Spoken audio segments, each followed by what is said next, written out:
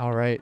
So this is the first episode of Molding You, a podcast that I put together focused on manifestation, mentorship, and motivation. I'm honored to have Dr. Diana Stafford, the Detox Doc, as my first guest and a great friend of mine. And I am Jonathan Dickler, licensed mold assessor, now Florida attorney, environmental attorney. So we're going to talk a little bit about how we got to our positions. The reason it's called Molding You is because for me, mold fungus had a lot to do with my journey as a mold assessor and now mold lawyer. But I would love it if you could introduce yourself, tell the people what you do, and tell your story. Yeah, absolutely. Thanks so much, Jonathan, for having me. And this is such a great, platform and podcast concept. And I'm just so glad that, we're able to have this conversation. So, yeah, I'm Dr. Diana Stafford, otherwise known as the Detox Doc on all socials. And I do functional medicine now, but it wasn't always that way. So, I am a conventionally trained MD, and I practice regular medicine for several years, which really didn't get at the healing aspect that I went into medicine to do. Because as we all know, there are many issues with the medical system. And so we're just going to jump right in. So, because I think, this really relates to at least the manifestation piece, because for me, healing is what I went into medicine to do. And that, as we know, doesn't take place within a 2-minute visit where you just get a prescription for what may not even be your problem. And you get kind of said, okay, come back in 3 months and we'll see how you're doing. And, we don't really seem to care kind of thing. But for me, I really wanted to dive in deep with patients and clients and get them the results and get the transformation. So I guess the motivation for me was that there was a disconnect when I was in the regular medical system. It didn't resonate with me on the inside that I'm supposed to be this healer, and that's not what I was able to do. So that was really motivation for me to try to get out of the system. But, it's pretty hard to do so. It took some time for me once I decided I was really going to do that and, do my own thing. But manifestation comes into play because, as with anyone, like if you have a dream or a vision for maybe you went into a certain other field and it's not how you thought it was going to be, then you can still manifest that for yourself. Like you don't have to stay in the cookie cutter of that field, whatever it is. You can make it, mold it into your own, you know, thing and your own creation. There are so many options, out there in the world to do, what you really feel like you're put on this earth to do. So for me, uh, you know, we can get into kind of the details of how that happened, but I think those are the main, important things for people listening is that, you can mold your career into something that may not be on the surface like, "Oh, you're a doctor, this is what people think that you do." It can be, you can have an MD like I do, and you can do something different. It's not, the system is not the only way to go, and that's similar for any other field. So, I think the pillars of this podcast are great, and that's some of the ways in which I, resonate with them as far as from my story. So if you have any specifics you'd like to talk about, I'm happy to. Yeah, no, that's really a great story and exactly why you are the first guest. And of course, molding you has a double meaning. Obviously, there's the mold aspect, which mold is a whole big rabbit hole that we'll talk about, but also molding yourself into the person that you want to be. And obviously, your environment has a big impact on that, but ultimately, you are the person that is molding you in life. Your parents are involved and whatnot. If you're listening and you're younger, obviously, you have less, but still total control over your own life, basically. And the mentorship aspect, I'm interested in that. And I created this podcast so that we could help other people and sort of mentor them and into manifestation and being motivated. Um, and I think it's important how you talked about the systems. I have a similar story with where it started with environmental passion. So I studied environmental science and policy actually because of health issues that I was diagnosed with when I was 12 years old, type 1 diabetes, which we don't know where it came from. They told us it could be environmental, and then here's a bunch of insulin and, figure it out. But through my environmental passion, I got into mold testing, which is basically, like you said, kind of like the medical system. The mold testing is like this big system where it was pretty much not helping people heal. So I wanted to help people heal too. That's why I got into the environmental mold testing space. And then I quickly learned about real mold assessment and building science and moisture problems and how the air testing is not necessarily the best thing, or the ERMI testing is not the best thing. The mold dog, all these other things are not the total solution. It's really, we need a comprehensive building science moisture assessment. And it's really interesting how the buildings that we're building are really making people sick. And I think it's coming more to light now with celebrities that we've seen, like Jordan Peterson, Chris Williamson, Michaela Peterson, Mhm. and literally, let's name a couple others. Brittany Spears, Brittany Murphy, who Yeah. lived in the same exact house. Tons of other celebrities dealing with it. So now that celebrities are dealing with it, Yeah. people get to finally see it. But we've both spoken with so many thousands of people. We both have millions of views on social media, live streams, but we've seen how many real stories there are. I think a lot of it gets swept under the rug, especially even with these lawsuits. Like, it gets to a settlement and we never hear about it. Which is why, I just got back from the Safe Housing Collaborative in Texas with Just Well Law and Christina. And we hear a lot about these cases, and a lot of them are confidential, so you never find out. Some of them aren't, and she's posting this stuff publicly online. Yeah. So I think it is important that whatever your story is, whether it's mold exposure or something different, that you actually start posting stuff online. Yeah. And we both sort of had the viral success from social media. So I think it's super important that people get into that. Yeah. Um, Yeah, and just being authentic, on social media, it's just really important and it's powerful because when you put that out there, then there are other people who are going to resonate with it. And then like just like we connected, like you can connect with like-minded people. And then that's motivational in and of itself because, if your circle that in person or that you've always been in, is not motivating you, then, yeah.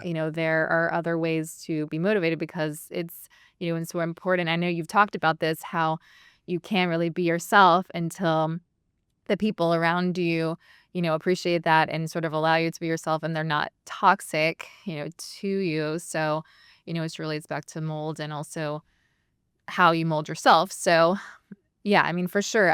I'm in the mold space as well, and I do a lot of help a lot of mold clients, and it's gut mold and toxins that those are my specialties. But because with mold, it's not just mold. We talk about a lot that there's also the bacteria and everything else there with it, but the whole mold exposure as a whole, which is when we say that we mean all of those things that you get exposed to, and just kind of the trauma of it as well.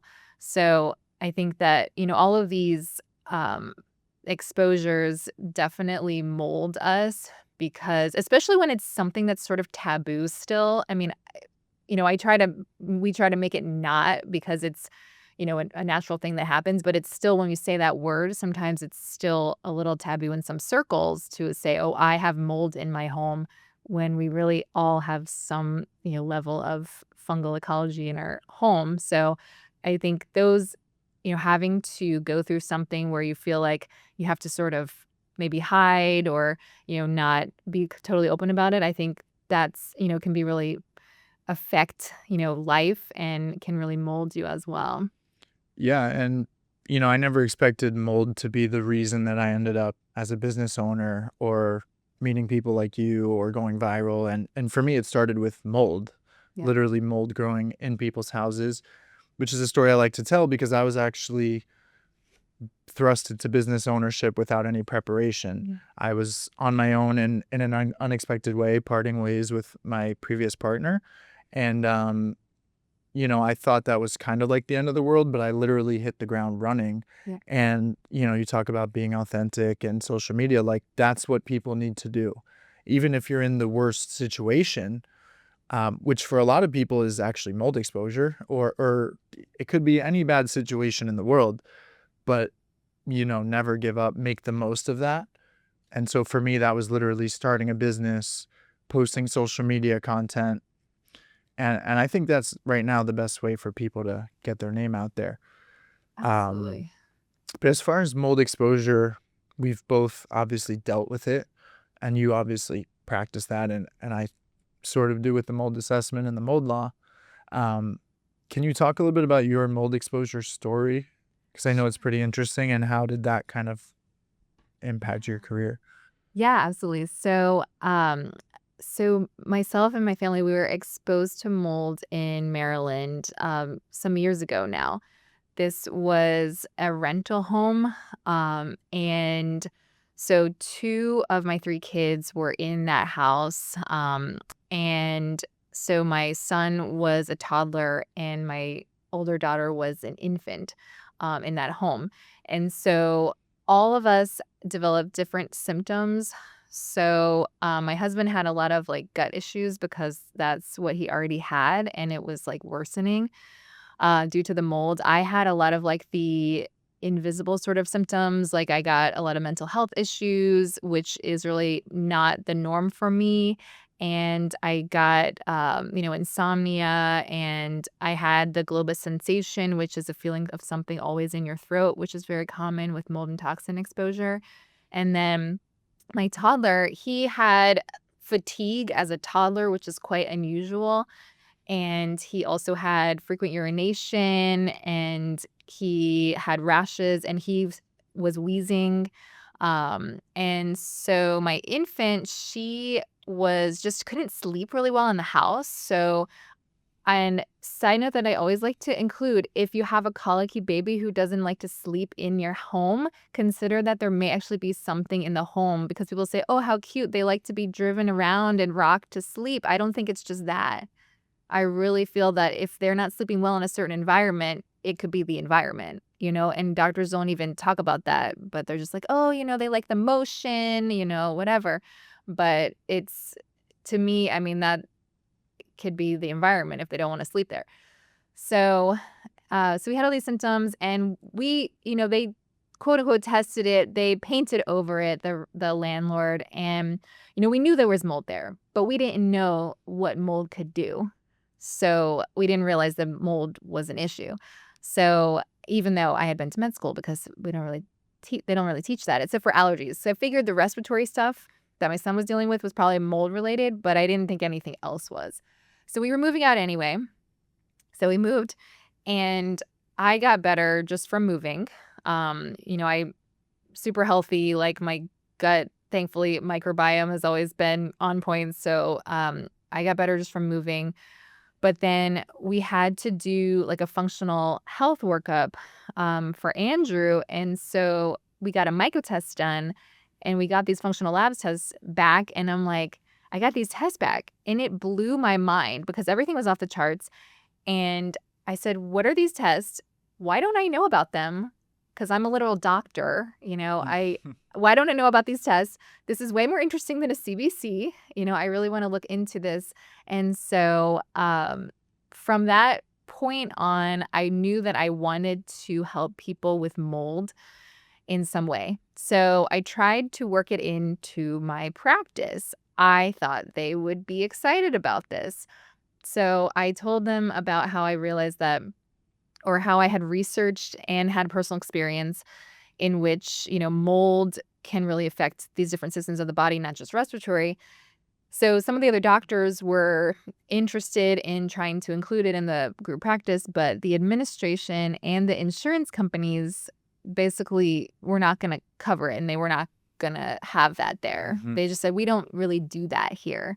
So, so then I knew that I had to go out on my own if I was going to actually do this to help people. So, which was that realization just had so many ripple effects because it just made me feel sort of this betrayal from the medical system and my education as a whole. And people say, oh, there's, on videos and stuff, people really talk down about medical school. And I don't think it's useless. Like, I really still value the things that I learned there. However, there are some missing pieces, including environmental illness. So, I'm working to change that, and, advocating that that be part of med school. And I do feel like that change has to come from the inside, from people like myself who have been through med school, not from people who have no medical background. So, you know, I'm hoping that through, just the influence in the field, that I'll be able to get it incorporated into med school, because, it'd be as simple as one lecture, at least on just mold and the surrounding toxins. So, um, all that to say, it mold was definitely the impetus that led me to doing functional health, even though I loved gut health already and I recommend supplements more than the average doctor. But it was mold that really pushed it over the edge. So that's kind of how I got to where I am. Yeah, and great story, obviously a little sad, but also super inspiring, and it leads to a much brighter place. Yeah. I Everyone's think doing well now. everything bad that happens in life is, if it doesn't kill you, it makes you stronger, and that's pretty much my Yeah. belief. But I really like how you keep talking about systems because, everyone thinks if I'm going to do this, I have to do this to make money. If I'm going to be a doctor, I have to go in and give people prescriptions. If I'm going to be a lawyer, I have to work at a big firm. If I'm going to be a mold testing company, I have to do Hermes and air tests and, whatever. Even if you're flipping burgers, I mean, there's different levels to that. Some of these burger flippers are making 6, 7 figures, I'm sure, but you don't have to do what the system tells you to do in a lot of ways. And I think the scariest part is when your system or community starts giving you that backlash where you feel like, okay, there's 99% of them and I'm in the 1%. And I think the scariest part is leaving that system and literally being like, hey, I'm on my own now. Let me build my own community. Yeah. And there's going to be haters and there's going to be backlash.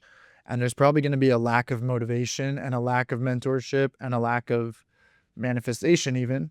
But you have to incorporate that, which I think starts with manifestation, which is like have your plan and not just talk it into existence like a magical story, but literally write it down, talk it, breathe it, think it, sleep it, do everything related to that. That's what manifestation is you're literally saying, I am going to do this until it happens. And you may not even have motivation. I think motivation is really less important than discipline, which is like, I'm disciplined enough to do this every day and manifest it. But I think motivation is super important. Like, you have to do something that you're motivated to do, but you're going to wake up on some days and not have that motivation. That's Mhm. where the discipline comes in. Yeah. I think a story came to mind, whenever you were kind of doing your quick switch over into running your business, and you kind of just dove in, and I remember talking to you because you had kind of like disappeared for a day, and I'm like, what happened to you? But then, you came back, you're like, well, I'm doing a new business now. This is me now. And you just, the way that you flipped that so quickly, I think is something that can be really inspiring for people who are listening to this. Because, I mean, I don't, just so you guys realize, when you're listening to this podcast, Jonathan knows what he's talking about because he's literally flipped businesses, multiple times and made each one successful. So any advice for people in that regard? I mean, is it like just do it or what? Yeah, well, I actually I heard an interesting quote. I don't know if it was Mel Robbins or someone, but she said, "What's the most important word in just do it?" And everyone says, "Well, it's do." But she said, "No, it's actually just," which is like the reason Nike used that phrase is because it's not just do it, but just do it. Mm, Meaning all you have to do is do it. All you have to do is it. But I actually really like the word do because I think just and it are just extra words. But I think do is the answer. Like do something. mm, And for what it's worth, I actually started my law firm literally like today.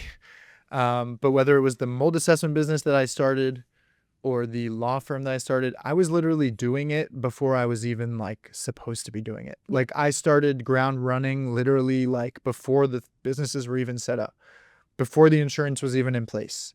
Hopefully, the authorities are not listening to this, but I didn't really break rules um, for the most part. But I would say do it even if there's a risk, yeah, even if there's a downside, don't go get yourself in trouble. But have the passion, do something good for good people who support you and protect you and love you. And, don't do something dumb for dumb people that are going to get you in trouble. But yeah, 100% is to do something. And even if you're like, how do I manifest? How do I get a mentor? How do I do motivation? But I don't even know what I want to do something. And it's like they say, I mean, at that point, you might be depressed, you might be anxious, you might be scared, you might be insecure, unconfident. Do something. They say depression can't hit a moving target. yeah, So, like, if you're sitting there right now and you don't know, and I'll look into the camera for this one, if you don't know what you're doing with your life, do something. yeah, Do something that productively helps you or someone else. And I really think it's better to try to help other people because people know about self help, but nobody really does it. Or a lot of people struggle to do it. But go out and try to help other people. You could be a plumber, you could be a mold assessor, you could be a lawyer, you could be a doctor. I'm someone who I never thought I would be a lawyer. I never thought I could be a lawyer. As a lawyer, I still feel like I don't even hardly know what I'm doing. I just started, but you yeah. can, and I do, but you can be that thing that you want to be. You can be an astronaut. I mean, Elon might take you to space. You can literally do whatever you want. Um, at this point, you can be a man, you can be a woman, you can be whatever you want. I mean, you're going to upset some people. Um, but I think my best advice would be do. That's awesome. And I think, um, it's important to, I know you like to say this too. I'm just bringing out all the Jonathan quotes because I don't know if your other guests will know them. Thank you. Someone has to. Yeah. So another good quote from Jonathan is um, find the people that believe in you more than you believe in yourself. So I'm happy to say that I've always been there for you. Yes. So find the people that, believe in you whenever you're at rock bottom, and it is not always going to be your family. Um, it often isn't. Yeah. So, if you anybody, like, it could be, your collaborator on social media, or it can be your, uh, your cousin or whatever, like, your neighbor, anybody who, like, you just know that they believe in you and they're gonna support you, then, you know, lean into that because, real talk, things get really hard sometimes, and um, there's, fear and loneliness and, rejection and, setbacks. But you have to go back to, your motivation, your why, and your people. So, I know that, we've both like drawn a lot of strength from, being there for each other in these times. And it's so important to have that because otherwise, like, I wouldn't probably still wouldn't be doing what I do on my platforms and stuff because can be a very negative space in a lot of ways on the internet. So I think it's important for everyone to just look for that and and lean into that. Yeah, 100%. We talked about molding yourself, but also your environment molding you and your friends and your family. And to me, a good friend or even family is like a mentor, and they help you with manifestation and motivation. But really, the people you surround yourself with are kind of your mentors, and they are having an impact on you. So you choose who you're around, but once you choose those people, they are going to have an impact on you. So I try to surround myself with people who are focused on growth and healing and personal development and laughter and happiness and smiles and love and all that stuff. I don't think you should surround yourself with anyone who doesn't check off most of those boxes, if not all of them. I mean, there are people out there who check those boxes off, and it might not be your family, or maybe it is in some backhanded way, or, things like that happen. Um, but I definitely think, you don't have to pay six figures for a mentor. It could be, I mean, you could find motivation mentorship from the homeless guy on the corner. You could find it from the barista. You could find it from another business owner. You could find it from a friend or your family. Go to people who have what you want Yeah. and get mentorship. Ask them a question. It doesn't have to be a program, but mentorship is like, you don't have to do this alone. There's no reason to do it alone. And usually, we're social creatures. It's not in our best interest to do things alone. And you can't do things alone because, I mean, if it's just you against the world, how is that? I mean, it's possible for sure, but like we said, there's going to be backlash, and the more viral and famous or political, or, the more you are the more backlash you're going to get. And that's one thing I really recommend for people, is to be yourself. Because people talk about happiness and like all these things, but the only way for me to be happy is to be myself. I can't be my mom or my dad or my uncle or Brad Pitt or any of these people. Um, be yourself. And I think that's why both of us have succeeded against these big systems that we've basically gone up against and called out, or but we don't want to go super too long today because we can't, unfortunately. But I'd like you to, maybe if you could, share about your approach to helping people heal, because I know it's not just medicine or supplements. It's actually like nervous system and like, listening. And maybe if you could tell why you're so the detox doc. Yeah. So my 4 pillars of detox are: protect the body, open the detox pathways, mobilize the toxins, and bind the toxins. So protecting the body includes getting in a healing environment, which also includes the environment on the inside. So if your body doesn't feel that it's safe to heal, then you won't start healing. So nervous system regulation is really important there. There's a lot of ways to do that, but whether it be breathing exercises or a set program or things like that. And then there's also, a lot of gut work that I do. A lot of people talk about toxins and a lot of people talk about gut, but very few people do gut and toxins together. And to me, it's essential, because if your gut isn't healed, then the toxins will continue to basically damage your insides. So, because these toxins are microscopic, they go throughout the body, brain, everywhere, eyes, it doesn't matter. So, yeah. Yeah, and I know there's a couple other pillars which you mentioned, but I don't think people talk about the gut enough. And some people listening might not understand that the gut is basically skin, and it's the only thing between your insides, and whatever you just put into your gut, which could be like a poisonous pizza or, maybe an organic one. But anything that goes into your gut, that's like really one of the most important things to focus on. Yeah, absolutely. So I think it relates to this podcast specifically too, because it's the gut brain connection through the vagus nerve. So anything that you tell yourself is then going to be felt in your gut. So if you're motivating yourself, then your gut will then be happier. And by that, I mean it will release the happier hormones and amino acids and neurotransmitters, things that we all need, like dopamine and serotonin. And you can literally biohack or, you know, overcome some health issues just by your mindset and how you're talking to yourself. So, and to that end, the people who I help heal through those pillars, as well as other things like anti fungals and things if they need it, the people who really heal the quickest and with the most resilience are the people who are positive and the people who are all in and the people who don't get down when they have a small setback. And those are the people who, within a couple months, even if they've been sick for years, they'll be messaging me, "Oh, I feel about 80% better already." Because I mean, they did the nervous system work, they're resonating with gut health, and they're doing a healing diet and, they're keeping toxins out of their life in all the realms that we've covered.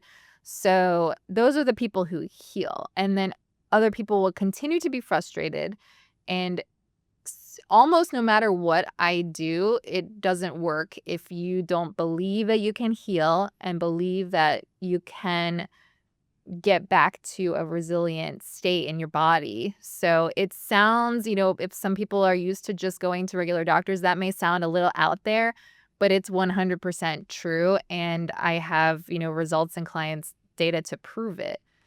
Yeah, I mean, I see firsthand whenever I'm stressed or something, like my gut is literally hurting and I'm not breathing right. And these things can cause real issues. But I think you have to manifest your healing in a lot of ways. You need to be motivated to heal and you need a healing mentor. Mhm. I mean, the 3 M's, four if you count mold, but I think you should not do it alone. And the hard part, I think, with mold is that it affects your brain with the neuroinflammation and the toxins to the point where it's hard to be motivated to heal or to manifest healing when you're just like, I just want to feel good for one day. So you talked a little bit about the invisible symptoms, which I think I'd like you to talk about a little if you can. And then I want to talk maybe about invisible mold and some of the legal stuff. But can you talk about the invisible symptoms? Because anyone could say, oh, I've got a bad rash. Yeah. That's obviously an issue. But what about the invisible symptoms? Yeah. So there are a lot of neurologic symptoms with mold. So brain fog and fatigue even is an invisible symptom because, basically we're talking about things that aren't, oh, this is on my skin, like you said, or, it's on my face, or, I'm clearly having trouble breathing. It's more invisible and systemic than that. When we also call it constitutional symptoms. So anything that is related to the inflammation on the inside that is not super overt. So people say, well, you're not that sick or you seem to be actually fine, like you should probably just get more sleep. Then it could be something like an environmental toxin affecting you because it can just chip away at things like your cognition. There's inhalational Alzheimer's, dementia literally caused by breathing in mold spores and toxins. That's Alzheimer's type 3 in the literature. And even the gut issues are somewhat invisible unless they're, getting to that point where people can really see them. It's just, oh, I can't eat as many different foods as I used to, or I'm having all this bloating, but, don't really talk about it. So it's all the different body systems can be affected by mold. I mean, insomnia, Mm-hmm. there's just every single body system can be affected, and a lot of it isn't like on the surface. And we've seen some of the craziest ones, like in the brain, like hallucinations. Yep. Like you're literally seeing things, and like nobody talks about this with mold. And on the flip side, with mold assessment and checking your home for mold, or even checking your food and your coffee, I mean, these are all invisible mold issues. Sometimes you really have to know where and how to look, but sometimes you still can't see it. But you talk about the home and the lungs and the heart. You have the AC unit in your home. You have the ductwork in your home. You have the attic, the basement. These are usually places you're never going to look. Even a good inspector might not even look, or a good mold assessor. And if you don't know how and where to look, you're not going to see the mold. But the worst mold stories we see are the ones where it's not just visible mold. There's usually some visible issues, but it's really these hidden parts of your home, just like your body. You can only see the skin. Even if you do x-rays, you might not see the whole thing. And I wanted to talk a little bit about the legal side because I just became mold lawyer. If you want to check me out on social media, go follow. But there's a whole invisible world that lawyers are doing behind the scenes to help people recover if somebody caused them mold issues. If someone's negligence or something they did, is causing you to be mold sick and you're within the statute of limitations, and, talk to a state attorney. We always talk about Just Well Law, shout out to them. But talk to an attorney if you feel, hey, the builder caused this mold and they were negligent, or the landlord caused it, or hey, my tenant caused it. I mean, there's even that whole side of it. Everyone has rights and everyone has obligations. And I think the most important right is to healthy living. There's life, liberty, pursuit of happiness, and healthy environment, which is a big environmental law struggle. I started with environmental law like climate change, air pollution. Now it's more indoor environmental law. But I think super important conversation. And I'm so honored and happy that you could be the first guest, and that we've manifested this situation where we can be podcasters and TikTokers and Instagrammers. So thank you so much. And do you have any final tips for the world? Thanks so much for having me, Jonathan. I really appreciate it. And I love the concept and just, what value you're providing for people with this podcast. So yeah, make sure you guys to check out what we've referenced, which is our social media pages. So I'm the Detox Doc on all platforms. And then Jonathan has a lot of alter egos. Yes. Yes, Mold Assessor. You can find it on social media, Mold Assessor. Used to be mold testing, but we take a different approach, but I still have the username. And now Mold Lawyer. And I've got some decent websites going now and such. But definitely find us on social media where we both post free content, and we're not, that's just to help the world, and it raises awareness. And I think that's what people need to do is raise awareness for these things.